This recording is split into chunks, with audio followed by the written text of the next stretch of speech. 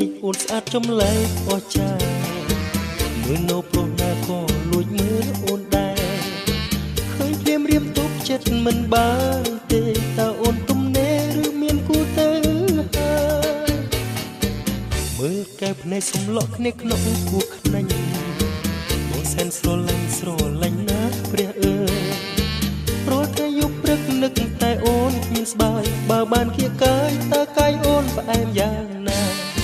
ពីមើលភ្នែកសំឡក់បងទៀតហើយ